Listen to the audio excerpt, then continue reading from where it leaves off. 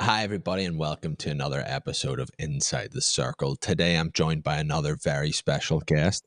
He's played for clubs such as the Eastern Suburb Tigers in Brisbane, Queensland Blades, the Punjab Warriors, the Brisbane Blaze, and he's currently playing over in the Netherlands for NMHC.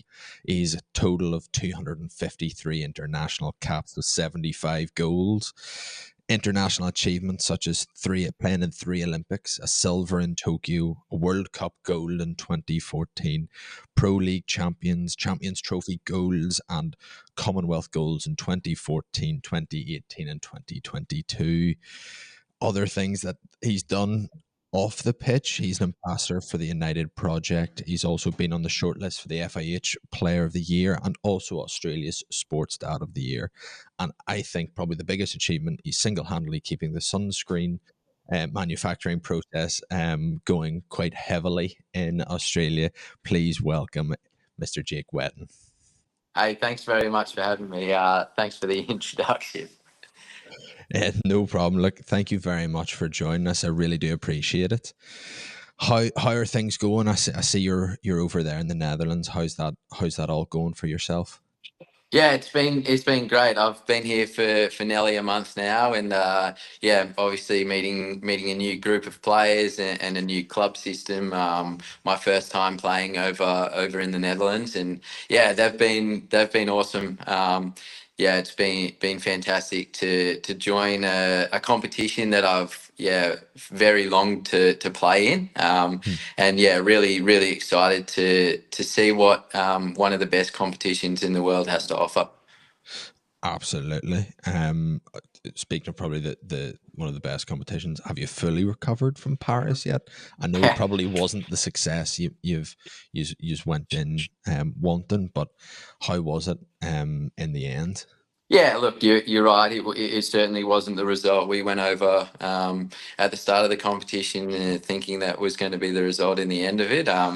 It was an interesting few weeks for our group. Things, as you said, didn't quite go our way, and I think that's the love I think we all have in sport, right? There's ups and downs, and the reason we put ourselves on the line every day is to be at the top, and unfortunately we weren't. But we've taken some time as a group to process that, and we've now had a bit of a I guess an away time at the moment, a down period for our group and national players, and there's a few guys having the opportunity to go abroad and play, and I think it just sets a bit of a reset button for the Kookaburras. And as you probably know, and as probably the hockey community know, Colin Batch, the coach, decided to step away from from the role as head coach. And so there's a process that Hockey Australia will be going through at the moment, trying to find a new head coach, and I think it's probably a good opportunity to get away from that environment. And for a lot of guys, as I mentioned, there's a few guys playing abroad. The Hockey One League in Australia kicks off in a month's time, so guys have gone back to their home states to train for that, which for us is a pretty big thing in Australia. It's our biggest competition, and I'm really looking forward to seeing how that proceeds this year. But as we mentioned from the top, it wasn't the result we wanted, but it's certainly while we play the sport, it's you put yourself out on the line, and I would do it over and over again. Brilliant. I have to ask, you played Ireland first game of the Olympics. It was 2-1. It was a close game. I know it's probably an awkward question to ask. How do you think they've done? Through the Pro League in the Olympics, they've had a great run, I think. Or is it a team that when you come up against a bit difficult, it's no longer probably the team of we'll get a good few goals against anymore? How do you think they've gotten on in the sort of international stage? I actually didn't play against Ireland. I was up in the stands, stands watching. But they're a team that is on their day is incredibly tricky to play against. As some of the results in the Pro League, they beat, well, back as of then, they were the reigning Olympic champions in Belgium. They beat twice in a row in the Pro League games. So, we certainly had to do a lot of homework on Ireland, and some of their key players that they have, the likes of Sean Murray, obviously David Hart in the net. They've got some pretty talented players, and I think for a team like Ireland, having the exposure in the Pro League just gives them more opportunity to play against the top teams in the world, and that's going to be, I think, a really big key for Ireland going forward. And for a lot of those countries that maybe don't get the opportunity in the Pro League to continue to push to be in the Pro League, or to maximise their opportunities at the Euros, or at the Asia Games where they're playing some of the top teams. So Ireland are a fantastic team, and certainly an up and coming team, and I hope that they use the Pro League to really to really push forward, because as you mentioned, they're not a team where you kind of rock up anymore and go, oh yeah, this one might be a little bit easy. It's certainly not that way anymore. So I think they've done a fantastic job, the organisation in Ireland, and hopefully they can continue to ride that wave of Pro League and the Olympics, and continue to push forward. Ah, thank you. I'll quit on the Olympic front. We'll move on. So you're obviously out playing there at NMC or NMHC. How did that come about? Was it something that you were out looking for to get out and playing out in the Netherlands there? Yeah, it's certainly something I've always, as I mentioned at the top, always wanted to do. I think, with class has been, if not the best competition in the world for probably the last 20 years, with the amount of players that have come over, especially from Australia. It's a little bit of a stepping stone for our players to come and play some of the best players in the world. And hearing stories from the likes of Jamie Dwyer, Mark Knowles playing in the league, Rob Hammond, those guys that I looked up to as kids. Those guys having the opportunity to play abroad, and it was always something in the back of my mind that I always wanted to do. I'd actually, speaking of, I'd actually signed a contract before COVID came along. To play in for one of the clubs over here, and that kind of was a bit of obviously no one knew what COVID Yes, was what going was to going to be at the happen? time. So that was a little bit of a disappointment, but it still kind of sat in the back of my mind for a little bit, and always wanted to. And I guess after any Olympic cycle, or even World Cup cycle, the next year or the following few months is a bit of an opportunity for, especially in Australia, to get away and kind of reset where each person is, and have a bit of that reset moment of just getting away from the high performance program in Australia. It's very demanding over there, and again, after the Olympics, it's a good time to do that. And there was actually an ex-Kookaburra, Dylan Wotherspoon, who plays for Nijmegen as well, and he reached out to me. I kind of wasn't reaching or looking out at the time. I obviously had my sights set on the Olympics, and nothing had come from anyone really, and I wasn't really putting my nose out there too much. I'd mentioned to a few people within the league that I was looking to come and play, but just a bit of a conversation with someone, and off the cuff remark, and that was kind of it. And then a few weeks before the Olympics, I got a message from Dylan, who's a really good friend of mine. He lived with me whilst he was in Perth with the Kookaburras, and we grew up playing hockey at the same club in Brisbane, and we have a really good relationship and a friendship. So he reached out, and he's been over here for a few years now. Played a couple of seasons with Dan Bosch, and last year moved to Nijmegen in the promotion league, and obviously they did really well last year, and were promoted up to the hoof class, and we're looking for some players, and he reached out, and just said what were your thoughts, kind of thing. And I mentioned to him pretty much straight away that I had really no one else reach out or no one else come to the party as such. And I said, give me a few days to talk it over with the wife and see what the boss really says and see whether or not we could make it work. And yeah, a few weeks later, we were kind of signing some contracts, and yeah, it was all done and dusted. So it happened pretty quickly. Cool.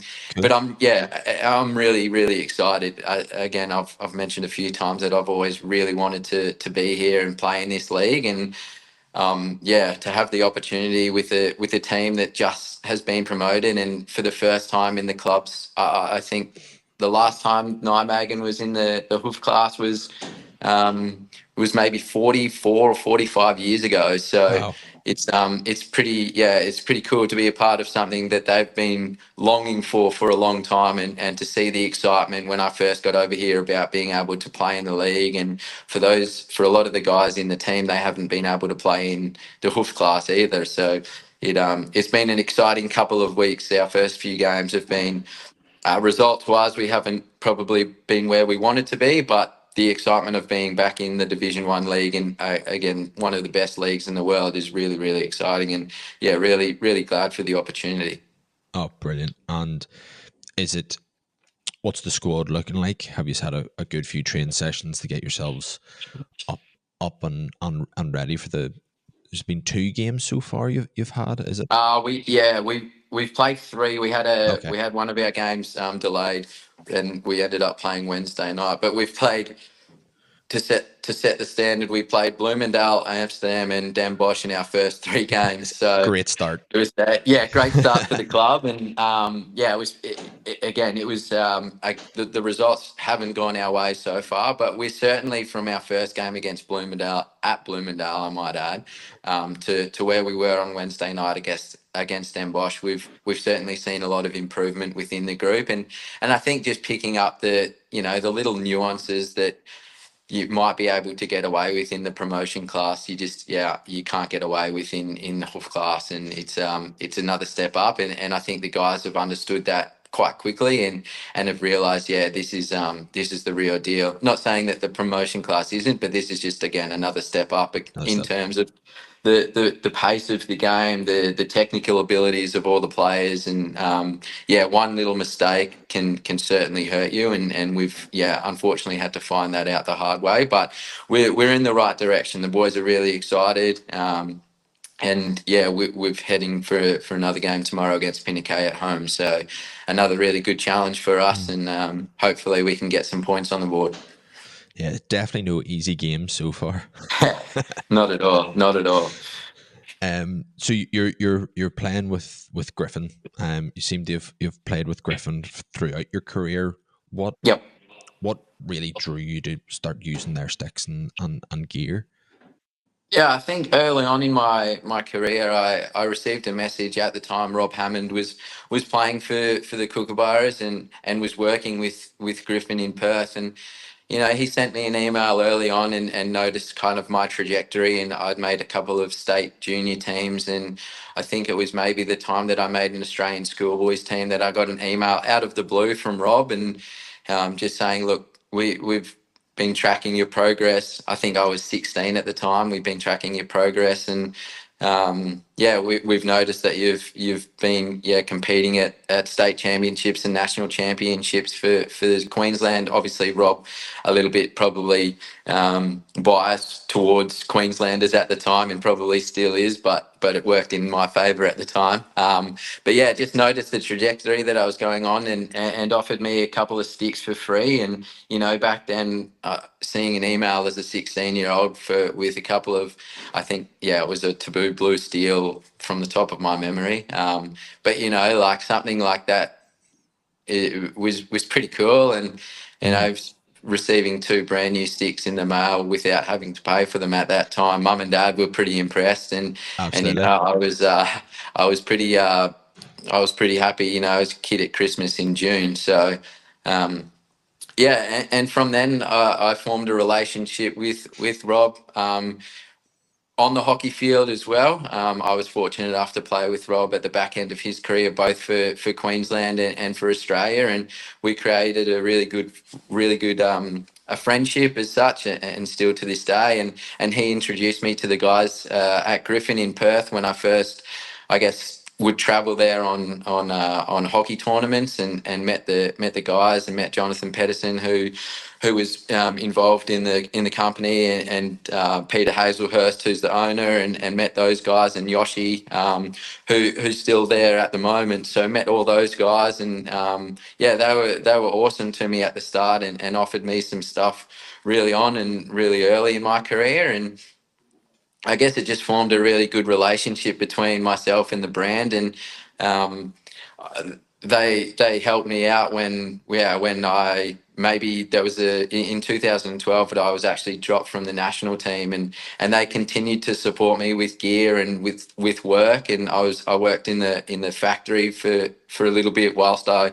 wasn't on the hockey field, and created even closer relationships with those guys. So I think from that moment on, it was a bit of a no-brainer for myself to continue to support Griffin abroad. Once my career kind of, I guess, took off a little bit, it was a no-brainer for me to continue that partnership. And as I mentioned, I love those guys at Griffin, and I continue to have a really, really strong friendship and relationship with them and the brand. And I honestly, it would be very, very weird if I ever changed playing hockey sticks. Even when I finish, I think I'll continue to use their stuff. And I think from that moment that, I got an email out of the blue to now, it was something that I'll always remember, and try and give back as much as possible. And the exposure that I can bring to the company is something that, as little as it is for me, hopefully it makes a bit of a difference for the company. And it's been a fantastic relationship over my career. Yeah, it's great to see the likes of yourself, keeping with a brand, especially Griffin. Over here, it's building. It's always been a great brand, and people like yourself have always loved the sticks and will always come back for them. And I think Yep. you know seeing the likes of yourself and a few of those big stars using them, I think only just draws it in, and especially that loyalty to it is, I think, fantastic. What model of stick are you using at the minute? So I use a Griffin Tour CC. It's been my go-to stick probably for the last 8 or 9 years, I reckon, pretty much since the mold came out. Since they changed a little bit. It was as soon as they changed the molds to the molds that they have now, is the one that I was drawn to straight away. And I think the ability to use the way that particular mold works with my skill set is something Mm. that I've really enjoyed. And I tried all of them. Just to see when they did come out. With the Pro Tour, the Pro Samurai, the Juice 2. I certainly put my hand up and said I'd like to try them all. And for me, the CC was the one that, I'm not a big overheader. I'm not a big kind of 3D skill kind of guy. I'm a bit more stop start drag kind of guy. So that was the one that suited me, and have used that ever since. And we're super lucky to be able to get some of our weights that get made for us, and Mm. balance points and stuff that I'm super lucky for from that point. So the sticks all are grip the same. So I kind of take two out, and if I come off the field, I'll just grab whatever one. It's not like I need a specific stick. I could go into the game and use three sticks, because I know they're exactly the same and they feel all the same. And I think that's a really big factor with Griffin that Yeah, I've loved over my time, is that no matter what stick I use from that mold, they feel exactly the same. And again, if one gets wet, especially over here, rain. yeah, I've certainly experienced the rain so far. So at training, if the grip gets wet or something, I can go and put it down and grab a fresh one for the second half or for that second training. And there's no difference to my game. It's exactly the same. And yeah, I've been super lucky from that point of view that they're all like that. Oh, cool. What, just out of interest, what is your balance points and weights that you prefer?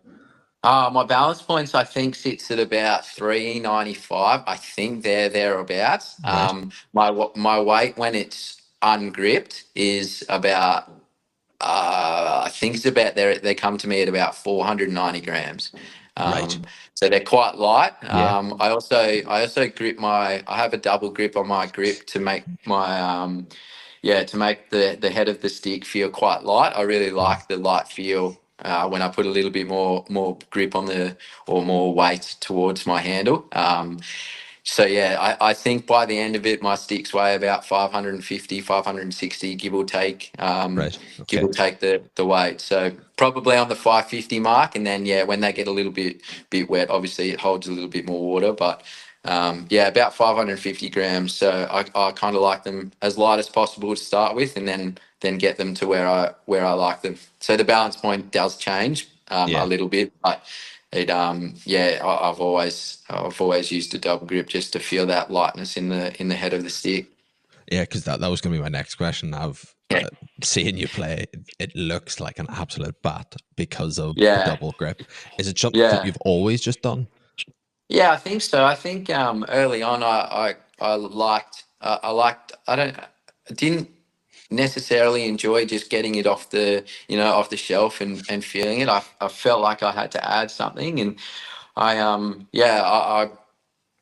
tinkered around for a long time trying to find the right grip and the right kind of thickness for what I use. And yeah, I get plenty of comments about even when I showed the boys over here when I showed them the stick, they couldn't believe how thick it was. And but I think yeah, it's something that yeah, again, I've done probably for oh, 8, 9, 10 years that it's been similar. And it kind of after probably after a week or two, it certainly does. It does tighten and goes Hmm. a little bit smaller. But I've used that and used it for a long time now, and love the feel of just that bigger grip in my hand. And again, more so because I like the feeling of the stick being quite light down the bottom. It feels like I can hit the ball really really well, and I feel like I can feel the ball on my stick just with that lightness. It might slow my hands down a little bit. I've had those comments about not being able to turn because it's thicker, but I think I make up with that with the way that I play. So it's something that I've always just had a real fondness of. And is that two what we would call like rubber grips on, or is it a Yeah, I rubber grip and a think I think chamois? so. Yeah, yeah, I think so. And then the tape, the white tape, I think a lot of guys use around the world varies to it more so varies to conditions. Mm. So there's a couple that I like to use when I know that the weather's going to be dry and there's not going to be much rain. And then there's another one where I know, yeah, there's probably going to be a chance of rain, especially over here. There's always that chance of rain. Yeah. So I'd rather be on the cautious end because the one that's in the dry that I use goes quite slippery when it does get wet. So I've gone to the other one whilst I'm here, and places like Malaysia and India where it gets quite humid and sweaty. I'll use the same one. So it's not like a brand new grip while I'm over here. I've trialed and tested a few, and I know what I like and I know what I need to use when different situations occur. But I think again the joy of our sport is you can take a stick off a rack and everyone's is going to be different. And Yeah, uh, absolutely. I, I think when people start to realize actually trying someone's stick at this side of the pitch, you turn around, you might not like it, but that's because it's almost set up to them. Yeah, yep, definitely. Yep, Um, absolutely. yeah, so it's always interesting to see how people have their setup for sticks, and that double grip just seems to be what you like. While I would struggle heavily with that. Yeah, yeah, it's funny, right? And and a lot of the guys over here, again, they have, and a lot of people around the world actually just have, yeah, you kind of one or two standard grips. And even in the Kookaburras, like I feel all the boys sticks and I go, I don't honestly think I could use this at all. And vice versa, they pick mine up when I get a fresh bat or a fresh grip, and yeah, they go, what are you doing? Like, this is unbelievable. And yeah, it's one of those personal preference things, right? Absolutely. Um, so you've gone into your 14th season playing for the Kookaburras, which is unbelievable. Is it still is it still as special putting on that gold and green jersey, even from when you started back in 2011? Yeah, absolutely is. Anytime I get the opportunity to represent Australia, it means the world to me. And I still think back to that young kid myself playing around in the backyard and remembering the Kookaburras team of 2004 winning gold medal. And those they're kind of like pinch yourself moments when Yeah. you're standing in those guys' shoes. And I'll always remember that, and always have that desire to play for Australia for as long as I can. And there's probably a little bit, yeah, I guess in the last maybe 3 or 4 years now, my son has been involved. He loves hockey, and he's certainly been one that I guess has changed the way that I look at it as well. Yeah. And back in Perth and before the Olympics and everything, he would come to trainings with us. He would be in the change rooms. He would be in our locker rooms, just around all the boys, and high fiving all the guys and saying hello, and going out on the turf and hitting the ball, or just little things like that, where I've been super grateful to see from a parent point of view. And a huge shout out to the coaching staff Yeah. for allowing that to allow my little guy to come down. And they didn't say a word. They've never said a word. They've said hello to him every morning he comes down, every night he comes down. And for me as a parent, seeing that and being able to involve my son in something that I love so dearly is, it's really special to me. And any time I get to go to training or put on the green and gold, it's kind of in the back of my mind that he's watching, my family's watching. And they obviously, my two kids mean the world to me. And he's at the stage now where he understands everything. And he Yeah. was there in Paris, and he was asking all the boys how, or Dad, why didn't you win today? And it's like, yeah, he has the hard hitting questions, but like Yeah. I wouldn't have it any other way. So it's any opportunity I get from when I first started to now is incredibly special, and maybe just that little bit more special at the moment with him watching in the background. Yeah, absolutely. And is is that just another driving force, like you said, to just keep going? And I know guys would always say here that I've played with that, if they can get another few seasons so that they can play with their kid in a club and whatever, is that the goal? Oh, if I'm still going while Felix is at that stage, then I'll hopefully be on the golf course more than the hockey field by then. But look, that would be incredible. I've seen a few times. I got to play with my dad, not at the highest level at all, but when I was growing up in Brisbane, I think we played a Division 3 or Division 4 game together, Yeah. and that was a major highlight for me growing up. And I think for my dad being able to run out, he does keep telling me that he scored more goals in that division than I have, which I think is true. So he'll always have that over me. But I would love that opportunity one day to be able to play hockey with Felix, and that would be pretty special. But I think for myself in the national group, I would love to continue to play at the highest level. I still think that my best hockey is viable to play, or especially to push for a position within the Kookaburra squad.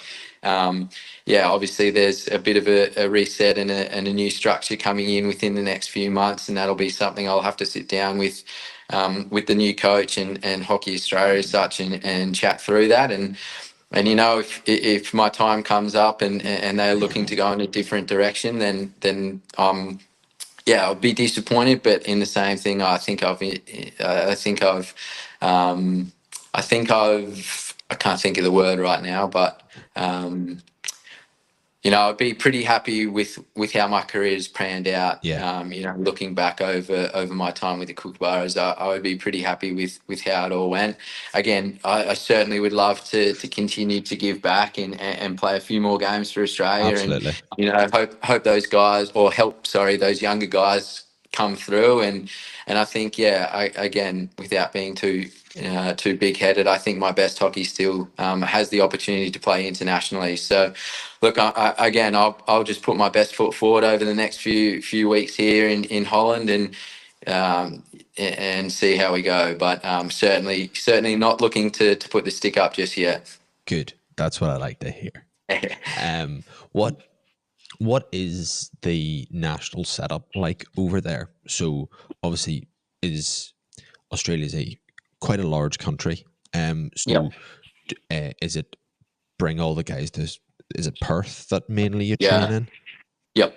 Yeah. So pretty much the way it works is, yeah, you're right. It's not like here where, again, speaking to a few of the guys and understanding how the Holland system works is that they train Monday, Tuesday, Wednesdays in Utrecht, and then get to go to their clubs on Thursday, Mm.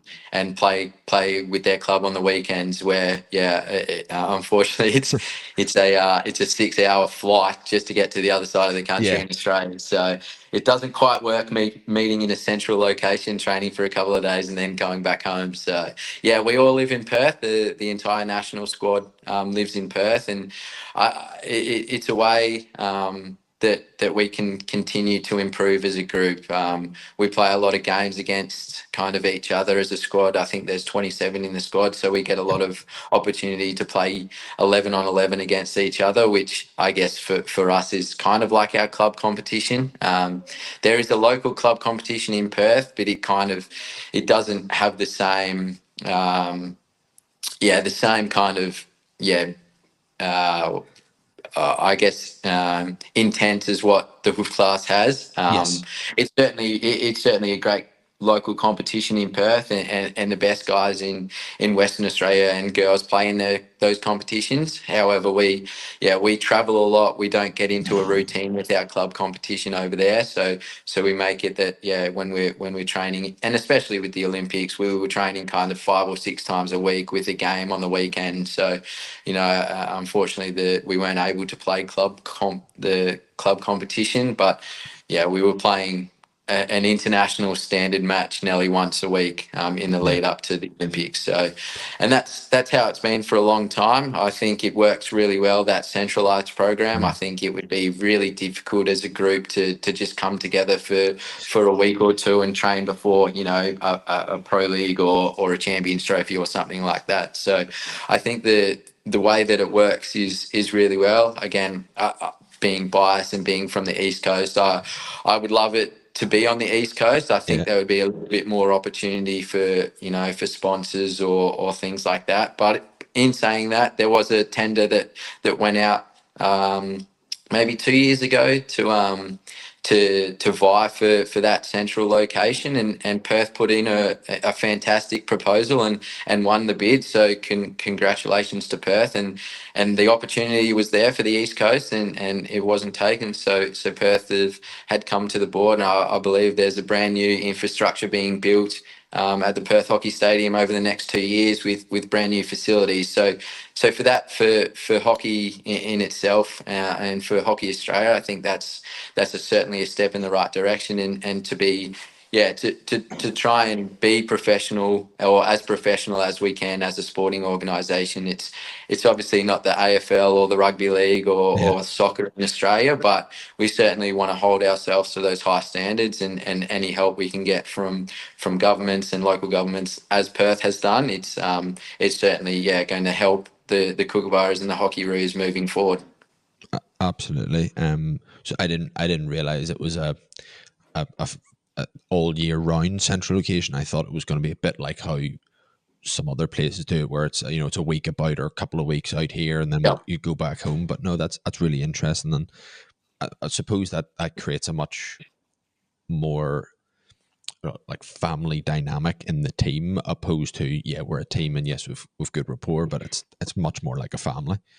Yeah, absolutely is. And like we get out, we get to see each other away from the hockey field, and yeah, you get to make really good friendships out of it, and as you said, maybe those 1 or 2 weeks you come together, you do your hockey stuff, and then you go back home. Whereas, yeah, you're right, Sam. It's a really good hockey family, and some of my closest mates, and our family's closest mates are families with the other guys in the group. So it certainly makes for a great family orientated yeah, group, and we certainly love spending time together outside of hockey. On the golf field, down at the beach with the kids. Anything that takes your mind off being on the field, we can do it as well with being great friends off it. Oh, cool. Is Now you've played with some just unbelievable players throughout your career. Has there been anyone that just stands out on the pitch, off the pitch, as just different level? Yeah, I've yeah, as you said, I've been very, very fortunate to Mm, play with some of the greatest hockey players in Australia, not and in the world, to be honest. I think probably early on in my career, those I did have that relationship with the Queensland players early on. mhm. Liam DeYoung, Rob Hammond. Mark Knowles, Jamie Dwyer, those guys really took me under their wing when I was young and into the program early on in my career, and showed me how life was in Perth. And I was living there first time out of home on my own for a few months, and I'd get a message from Jamie Dwyer pops up on your phone saying, "Do you want to come and have a coffee with me down at the beach?" And you go like, "This is again one of those Yeah. pinch myself moments." It's someone who I had in my wall, like or on a photo in my wall and a poster in my bedroom, is now messaging me saying, "Do you want to go and have a coffee?" So those guys really helped me out early on, and as I got as I got older, I think probably the one that has taught me the most would be Mark Knowles. Hmm. I was able to spend a lot of time with Mark in Perth and his young family, and became really good friends with Mark and Kelly, his wife, and his three kids, and watching them grow up. And I think as well is that off the field, I did spend a lot of time with Mark in India as well. He was my roommate at the Hockey India League, and Yes. 8 weeks with the same guy is a long time, and you end up talking about pretty much everything in life that comes about. And yeah, we would watch movies every now and again, and watch some TV shows, and watch this. He's a big Manchester United fan, so no matter when they were on, we were watching, even if it was 2 a.m. TV would be on. But yeah, he certainly was the one that I guess yeah, again, spending so much time with, just had a fantastic relationship and really, really good friendship with, and obviously still do to this day. And he was the one that, yeah, I think really taught me what it meant to be a Kookaburra, and how he went about things. And yeah, I'll ever be forever grateful for the way that he helped me through. I was kind of, there was obviously in sport there's limbos, and you go through Hmm. your ups and downs, and he certainly helped me with the downs, and those periods where I might have been out of form or things like that. So just to be able to talk to Mark, and away from that competition in Australia, being away in India a lot, together, was something that I'll, yeah, forever be grateful for. But yeah, it again, one of those pinch myself moments where growing up as a kid, watching Mark and Jamie and Rob and Liam and all those guys win a gold medal, to then being able to, I could stop this podcast and call Mark right now and have a conversation with him.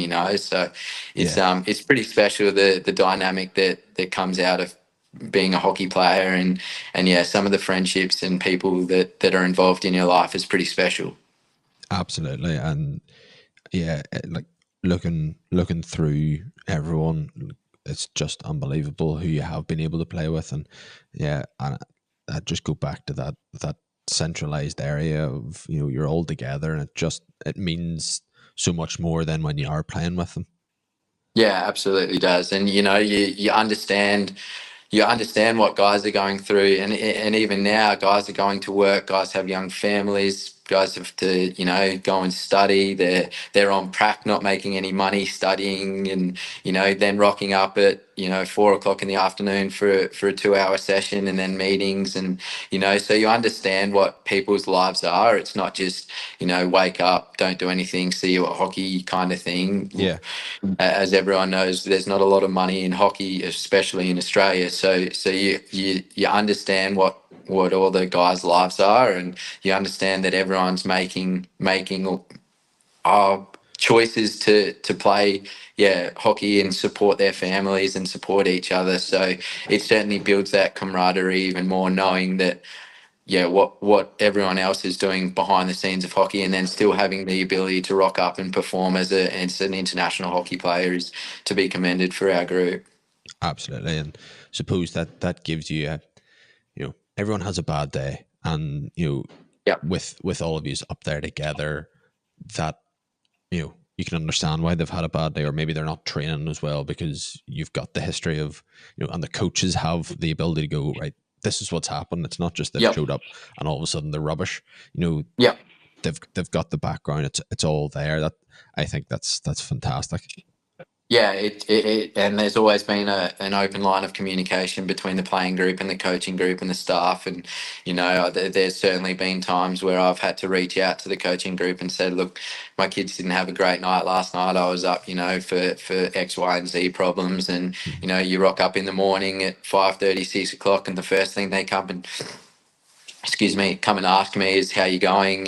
Are you okay to train, kind of thing. So, those lines of communication, and that that we're more than just a hockey player. We're a person as well. Is something that I think over the last kind of 24 months, even 5-6 years now, that our a lot more kids are involved, and as I mentioned, there's lots of work and things like that. The coaching staff have done an incredible job of being able to support us no matter what outside venture we've chosen to do. Oh, that's that. I think it's fantastic to hear, and a fantastic way to go about playing hockey. I think it is brilliant.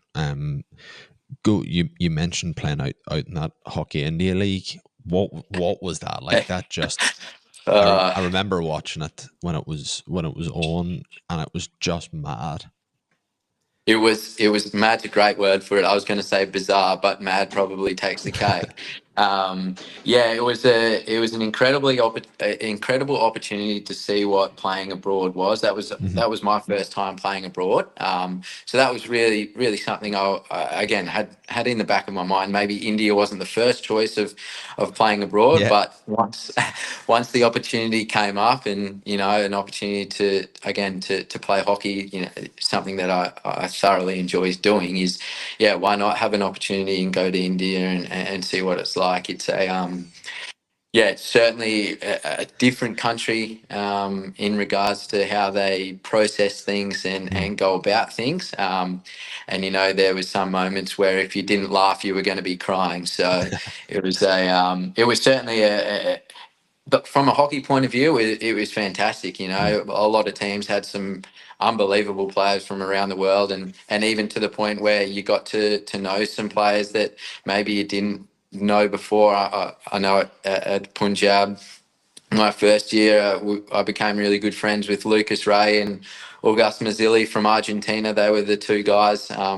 the two other foreigners, and then Jaap Stockman, the goalkeeper from mhm. from Holland at the time.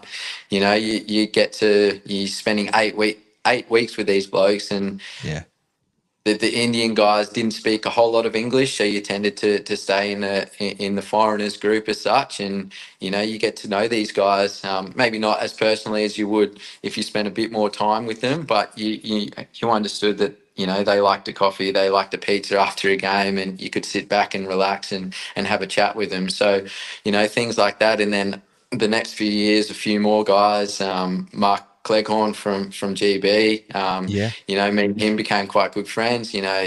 Again, you're spending so much time with each other that you're bound to ask about what you do and Hmm. what you like, So from that point of view, it was a fantastic experience. And then, yeah, from all the other things that come along with India, the buses that aren't on time, the flights that get cancelled, so you have to take a 8-hour taxi to get to your destination, and just little things like that where you're in another country and you kind of probably just get on another flight, right? But Yeah, um, little things like that where again where you're not used to, but you quickly realize that's the normal in India. And yeah, the support we had was amazing, and maybe not to the standard of the cricket league over there, yeah, the Indian Cricket League. But there certainly was fans that would travel with our team. We were our province up in Chandigarh was quite north, and it was actually quite a beautiful city. We were right near the Himalayas, so there was oh, lots of nice. fresh air. And anytime we flew back into Chandigarh, you could see the Himalayas, and it was pretty special flying over those. So we had a really great franchise. And again, yeah, it was an experience. That's probably the best way to put it. Yeah, absolutely. And is that style of, I'll call it franchise hockey, Yep. that that's sort of been mirrored in the likes of that hockey one back home for you in Australia. Is Can you see that becoming a bit more popular, a bit like how the cricket is at the minute? You've got your sort of franchises all over the place. Would that be? It would be great if something like that could happen on sort of all those big international hockey countries. I think it would be brilliant to see. I know it's maybe not something that could happen, but I think that sort of franchise and bringing loads of people together, just it makes hockey a bit more exciting, and brings the crowds in a bit more. Yeah, absolutely. I think the Hockey One organisation and hockey within Australia are certainly trying something different. I think our old AHL system, there was a 2-week tournament that was played in one location. You play kind of 5 or 6 games, and then a final series wasn't. It wasn't showcasing enough hockey to the public or the general Mhm. public in Australia. And now with a bit more of a home and away system within Australia, it's showcasing homegrown talent.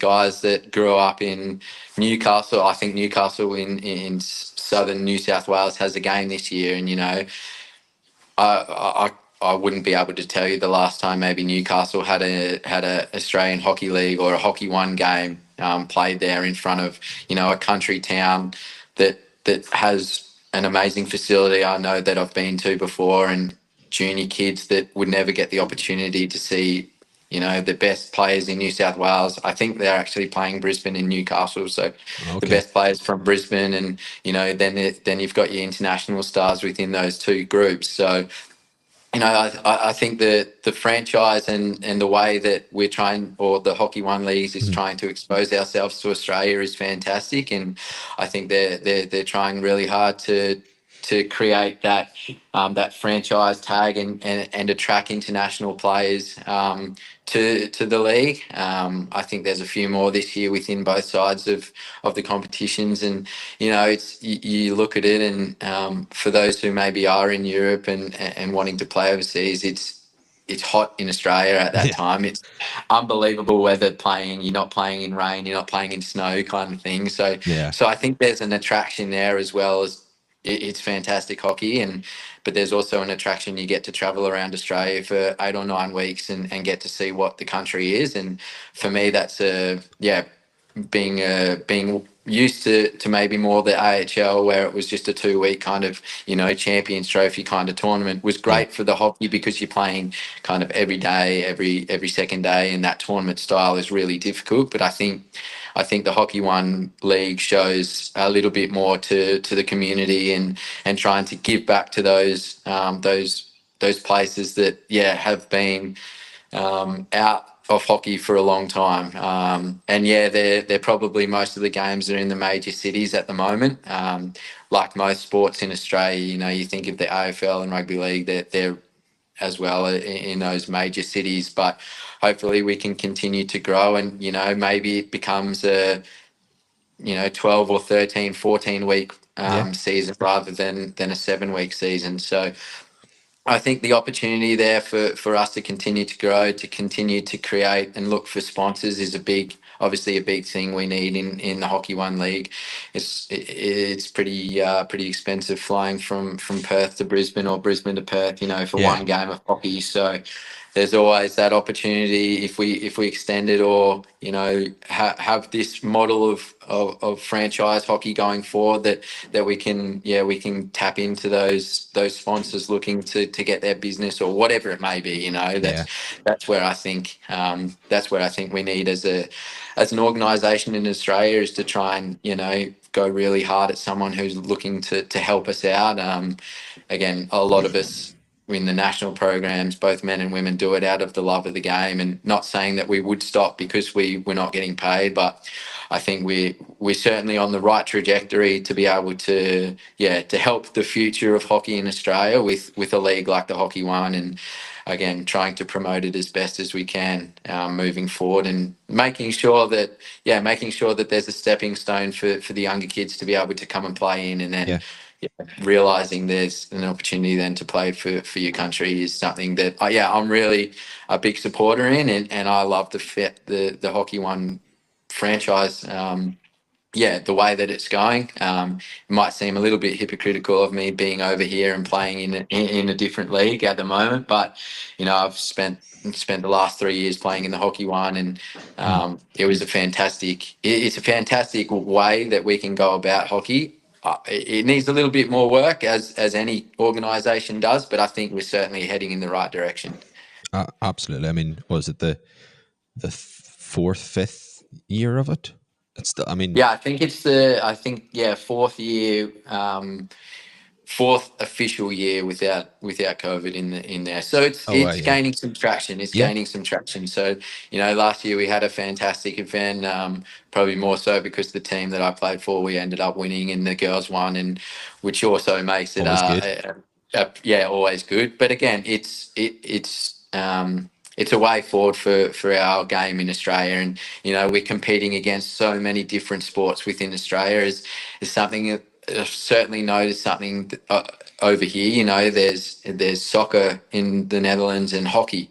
Yeah. Within Australia, there's netball, there's rugby league, there's AFL, there's rugby union, there's cricket, there's soccer. I could keep going. So, there's so many different sports that hockey's trying to compete with, and we're just trying to put our best foot forward. And again, hopefully we can lure some big named people in to help us out over the next few years, and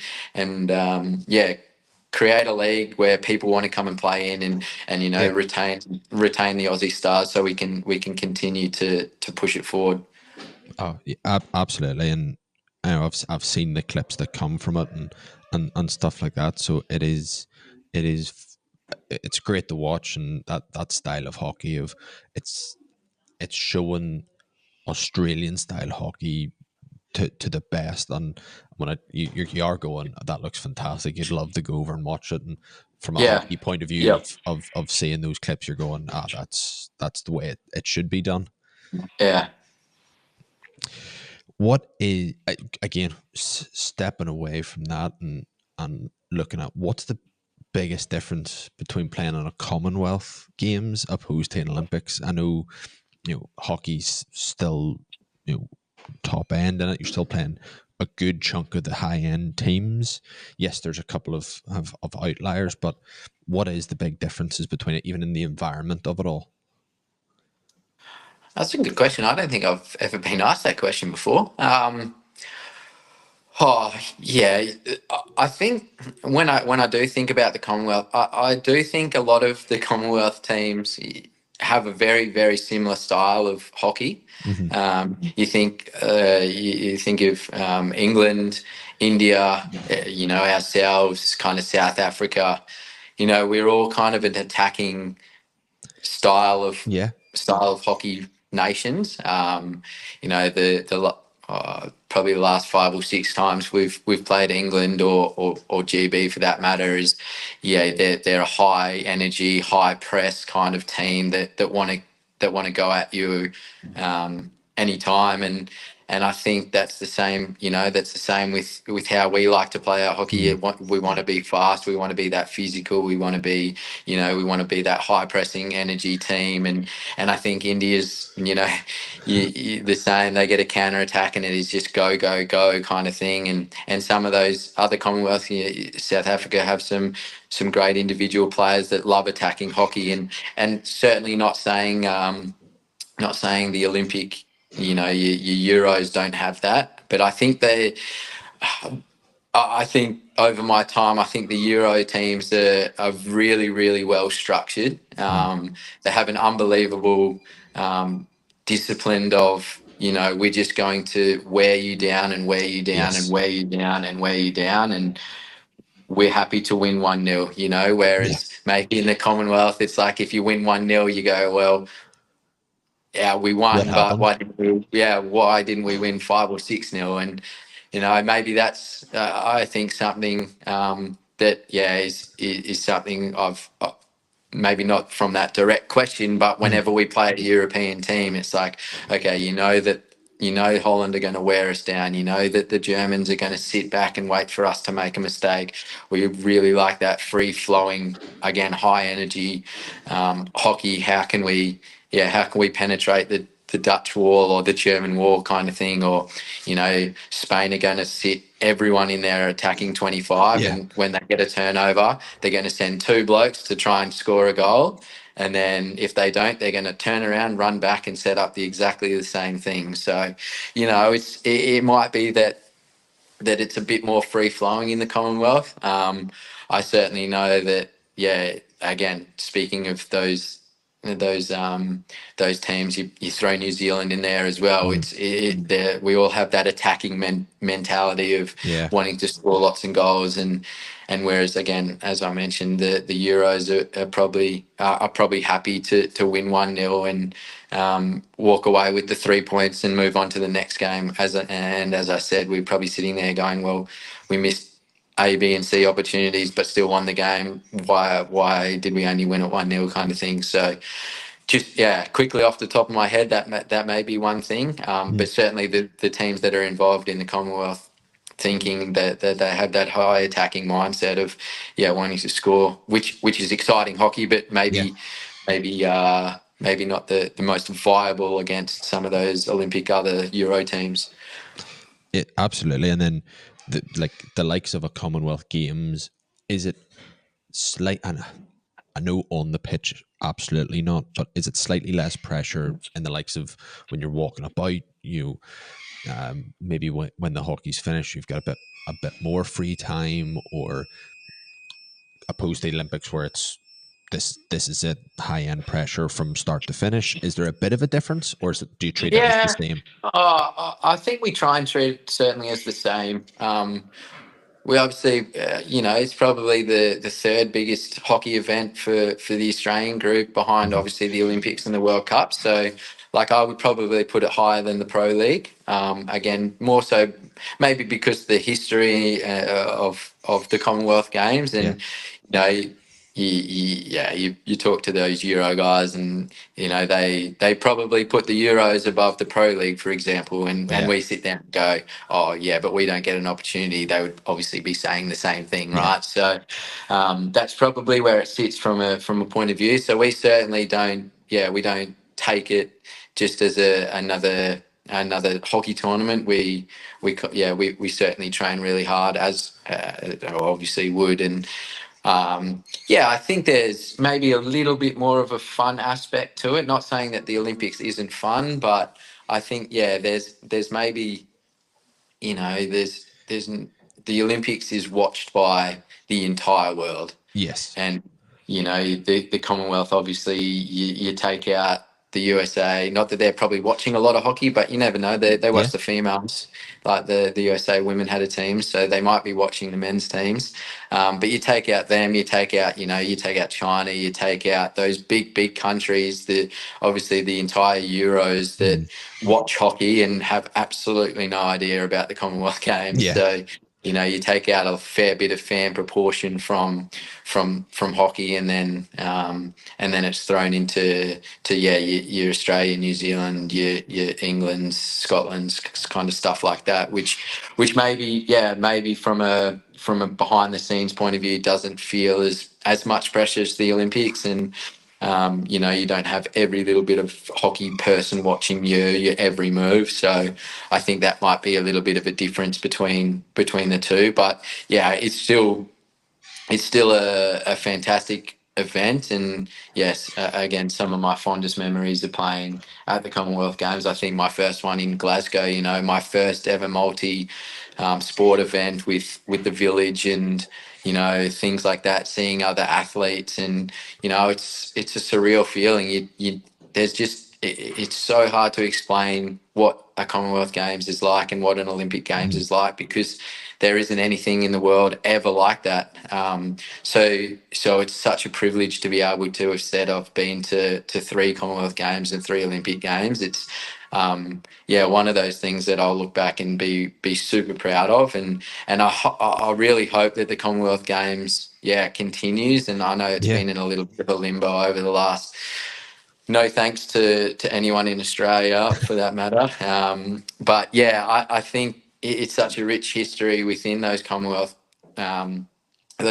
countries. And a lot of people, or sorry, more so probably sports. Some sport like a netball, right? They don't get the Mhm. opportunity to go to the Yeah, Olympics, and the Commonwealth Games for them would probably be close to the biggest netball tournament for them. So to have that taken away, I think would be really disappointing. And we hope that the hockey will be one of those 10 sports that gets chosen to represent the Commonwealth in Glasgow in a couple of years' time. So yeah, look, I thoroughly enjoy the Commonwealth Games. There are differences. There's no doubt about that. But the prestige it holds is quite high in hockey, is definitely in Australia. yeah. And I'll take it. I'll take it now off the pitch. What caused or what started the mass sunscreen over the nose and cheeks? Is it just because Perth's that hot, Brisbane's that hot, or I did you wish go it right? was. I'm doing I this, wish it and this is how was. I'm going for it. Yeah, I was asked the other night, actually, after the first home game. I wore it because the boys were on my back about wearing it. They were like, "Why don't you wear it for training? Why didn't you wear it against?" We had a Yeah, practice game against an 11. Why didn't you wear it? And I said, "Look, I only wear it for games."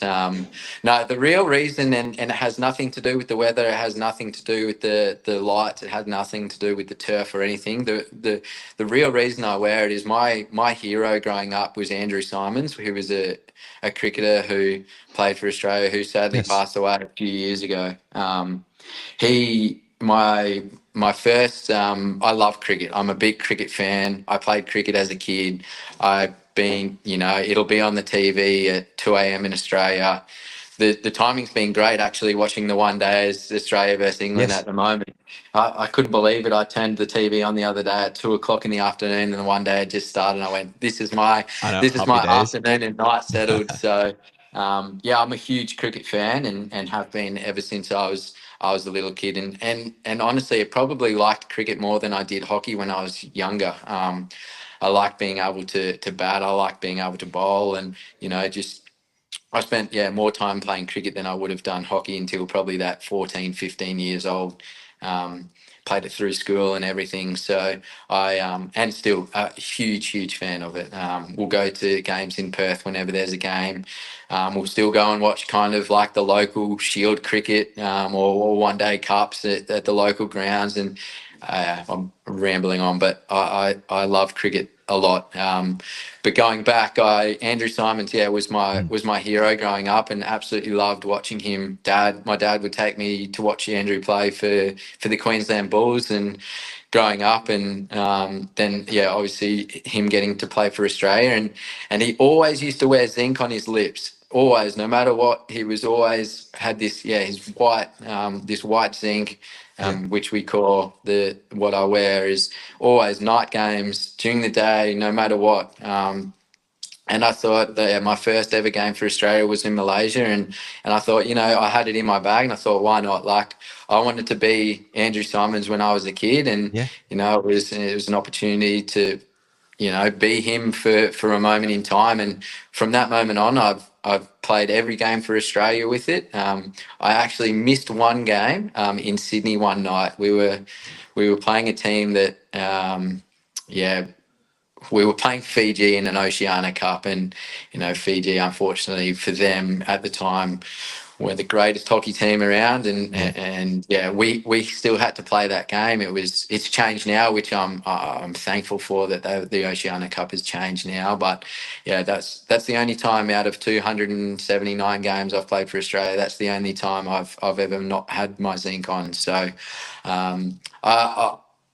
again, it's not for anything. It's not, but I wanted to be my hero growing up, and that was a way I could show, I guess, a little bit of respect to who I wanted to be as a kid. Oh, brilliant. And I'm sure there's now plenty of kids that are Yeah. slathering it on, trying to be you. So I think full circle moments like that, and especially in our Wii sports, brilliant.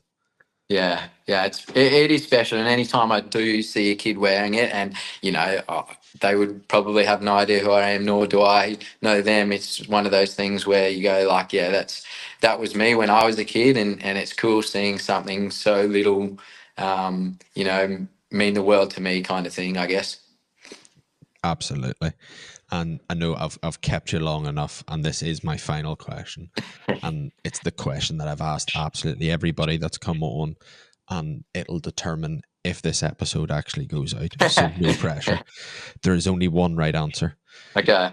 Before training or before a match, do you put your socks and shoes on? Sock, shoe, shoe, or sock, shoe? Sock, shoe, shoe. Good man. Good man. No, Um, no, I don't. The shoes, I don't even. I walk around with my socks on for a little bit anyway before I put my shoes on. So, yeah, no, definitely two socks first. Good man. Yeah, I think Maddie Hinchin in the previous episode definitely said she'd be shocked if she looked over and saw one person with a full sock and shoe on and a barefoot. I think she'd be outraged Yeah, at I it. agree. I agree with you, It's Matty. I agree. it, it's. I think yeah.